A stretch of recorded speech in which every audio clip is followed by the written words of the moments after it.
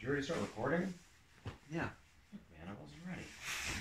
Alright, what's up guys? Amar here from Sasa Marketing. I don't know. Right? Clever. Yeah. I got a question on Facebook recently about what the best piece of marketing that ZenMaid has ever done is, and that would be the Maid Summit that we did earlier this year. So in this video, I'm going to tell you our approach to marketing the Maid Summit and why I think that it's the perfect sort of marketing opportunity or the perfect sort of approach for really any software company to take. And if you notice the camera shifting over there just a little bit as I was saying that last thing, that's because Chris here, Chris, you want to pop your head in? Chris here is my COO at ZenMaid, and he is over here in Palo Alto with me for a little bit, and I decided to tag him in for this video to ask clarifying questions and to help me sort of find a flow. So I have no idea how long or short this video will be. We'll see. Chris, welcome to the show. Thank you. Glad to be here. What did you think about the Maid Summit? Tell us about your involvement there. So, my main involvement was just compiling and kind of like troubleshooting some of this stuff. Yeah. It feels like it's been so long since the Maid Summit. Yeah. Just because of how much stuff has been happening. But all in all, I feel like it's just compiling all the people's videos and then pushing over to Fran and stuff because y'all were in, what, Vietnam or something during the time? Yeah, we Had really bad internet. we were in Indonesia. Yeah. And then we went over to Thailand. We went to Vietnam after the summit. So for those of you guys that don't know what the Maid Summit is, or don't know what I'm talking about right now, that would be a virtual summit. So think like a in-person conference, but delivered all online. So we used an awesome software, Hey Summit. If you go to heysummit.com, you can check that out. I actually have an affiliate link on my website if you want to check that out. I think it's just theamericandream.com/heysummit, I'm pretty sure. It's got like an affiliate link there if you want to check it out. It's got a couple bonuses. You get like an hour consulting session with me. And I think a couple other things I don't remember. Anyways, check it out if you're interested. But okay, so how did we market the Maid Summit, and why was it so effective, and why is it such a great thing for everything to do? Chris, do you know the answer to that? Those are 3 questions. Which one do you want me to answer? Why is it such a great opportunity for every SaaS business to do for their marketing? Because it puts you on the grid, and also it really makes you stand out as a community influencer or leader. Definitely. So those are 2 very, very good points that, yeah, builds a lot of authority for you in the industry and is very effective for bringing people together, building that community.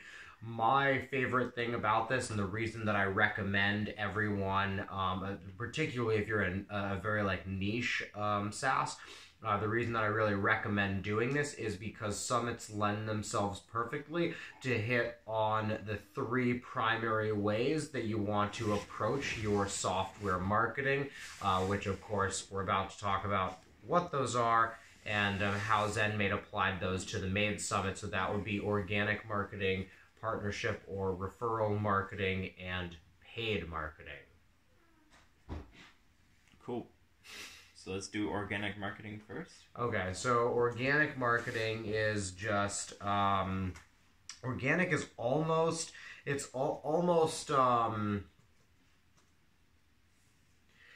similar to referral in a way of that like organic is where people are like searching and finding you, but then also just like sort of talking about it, and like word of mouth is like a type of like organic growth.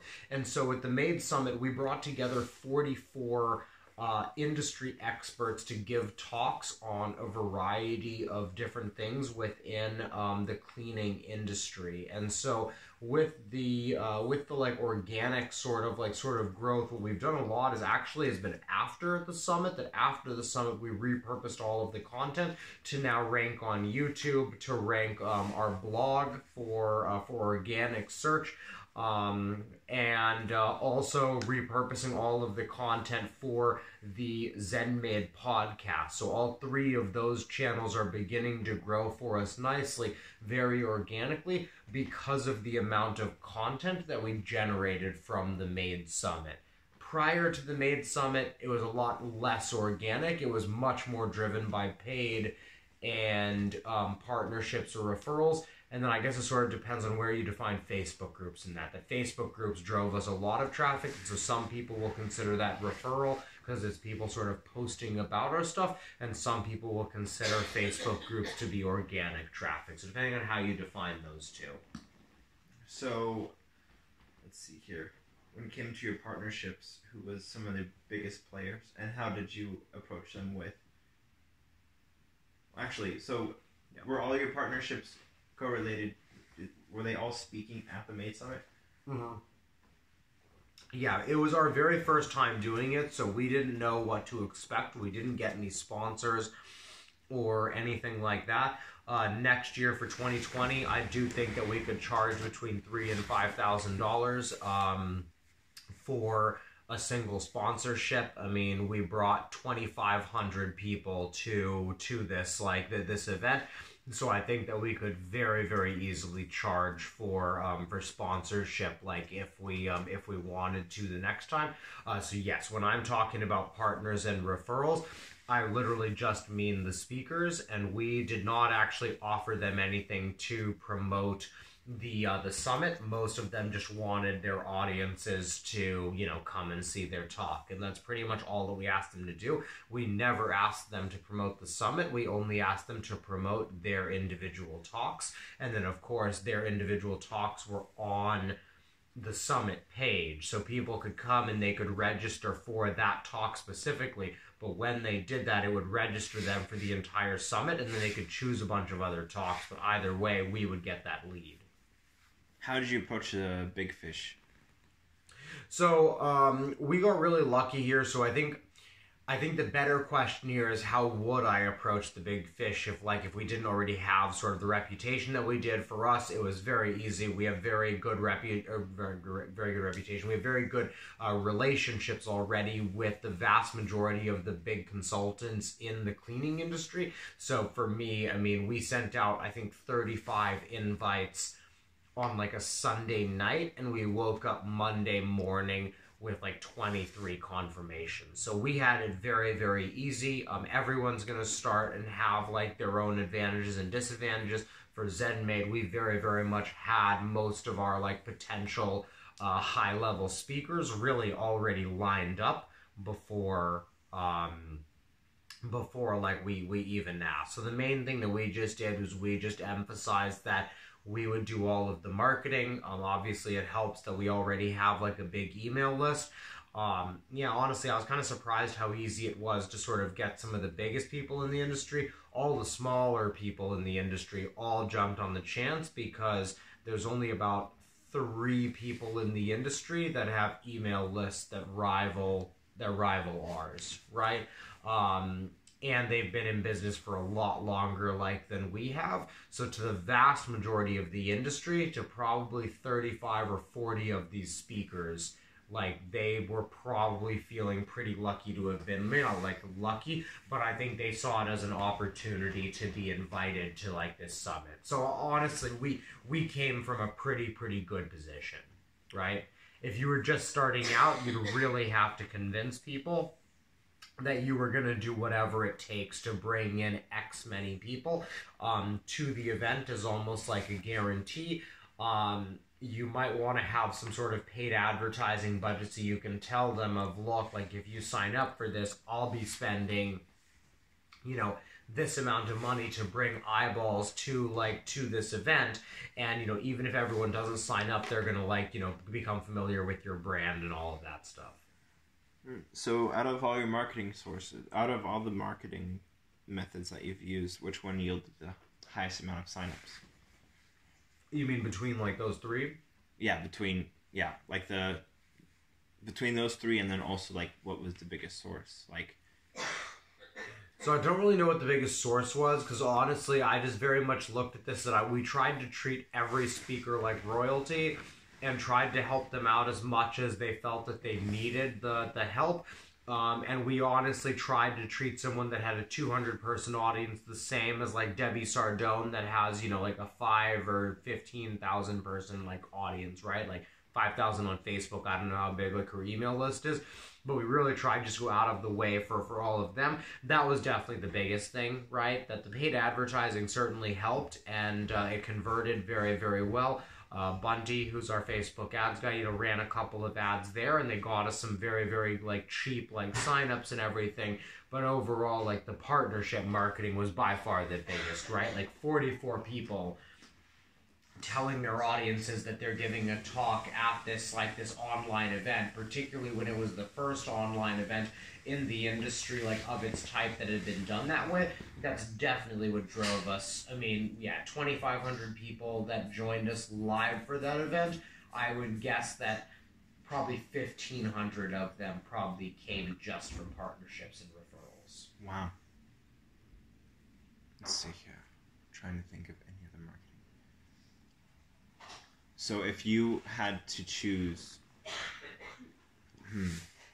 so you have the partnerships, you had your organic, you had your paid, and you had your referrals. Would you consider putting in more money for the paid, for summits? Yeah, I think so. I don't know how much more we could have scaled, but with the amount of money that we were spending per lead, like through Facebook, it was one of our best performing ad campaigns.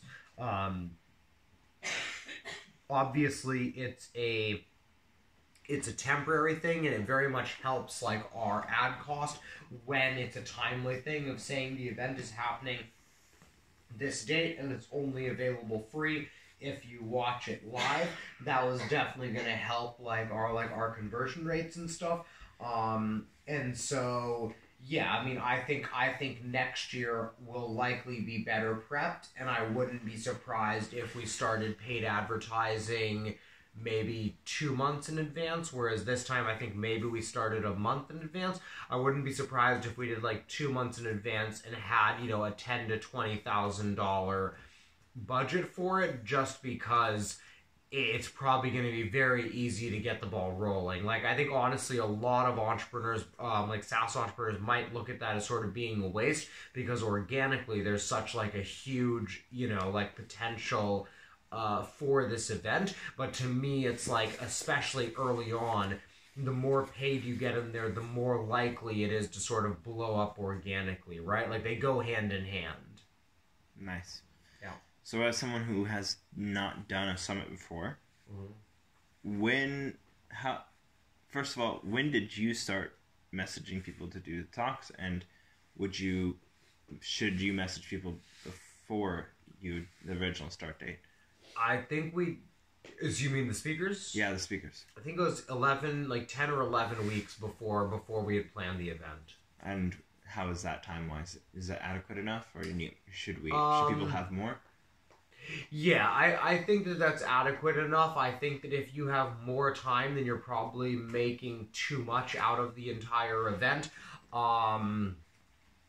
Yeah, especially like if it's your first time. Yeah, I mean, it's a big undertaking. Like, it's a big undertaking to actually like make happen. 10 or 11 weeks was enough for us. It worked for us. I mean, I would say 12 weeks. I think if you're doing it with less than 8 weeks before the event time, then you're probably going to be cutting it real close. So like 8 to 12 weeks, closer to 12, the more comfortable you're going to be. Nice. And you said you were making content out of every single video every single speaker's video. That's right. So can you give me a breakdown of like what that content is?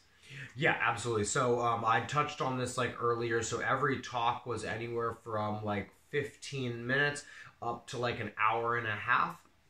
And so all are from different experts in the cleaning industry. And so for each talk, we have edited the talks and put the full talks on YouTube. We've edited out anywhere from 4 to 10 clips from each talk that are maybe 30 seconds to 5 minutes long for various social media channels. This is the Gary Vaynerchuk sort of like a content repurposing model. We've taken all of the talks and we have removed the visual component and turned them into podcasts. And then we also have a writer on our staff who takes every talk, pulls out anywhere from 1 to 3 individual concepts from each talk and turns that into an actual article. Takes a transcript of the talk and then turns it into a themed article that goes on to the ZenMaid like online magazine. I'm really interested in this. So Yes. for this 3-point concept thing, can you give me, do you have an example of one? Like you can think of off the top of your head? Because I think it's Yeah, really there was valuable. one, I forget who it was, but it was like eight steps to onboarding like your newest cleaner. Right? And it was like a 60-minute presentation that broke down the process step by step of the paperwork that was needed, the expectations that you needed to set with the clients, with the new cleaner, all of that stuff. And so we took that and we broke that down, and I think one of the written articles was how to set the right expectations when onboarding, or like how to set the proper client expectations when onboarding a new cleaner. Oh, wow. And that was one of the written articles, right?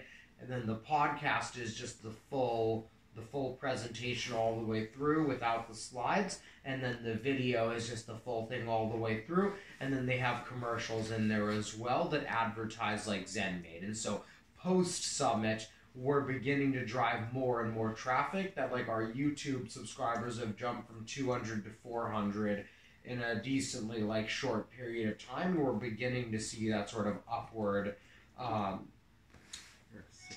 curve there. Yeah.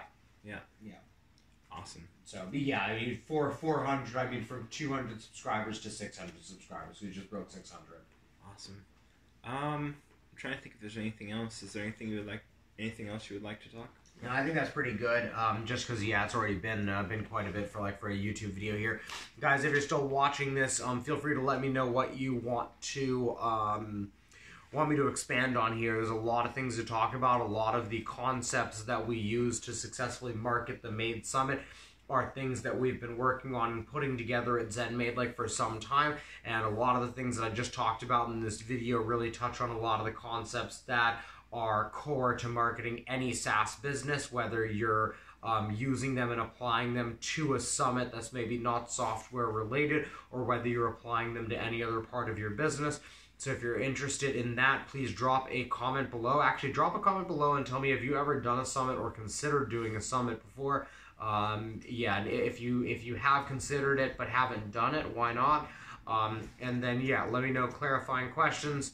Don't forget to subscribe. Check out Chris's YouTube channel as well. I just decided to throw him under the bus there. He doesn't publish any videos there. But make sure to subscribe to mine. Gary V is a good plug. What? Gary V is a good plug. Gary V. Yeah, Gary V. Check out Gary V. All that stuff. And Fran Cresswell's channel as well. And Fran Cresswell. She's cool. It's Fran Cresswell Ghost now. Yeah. Alright.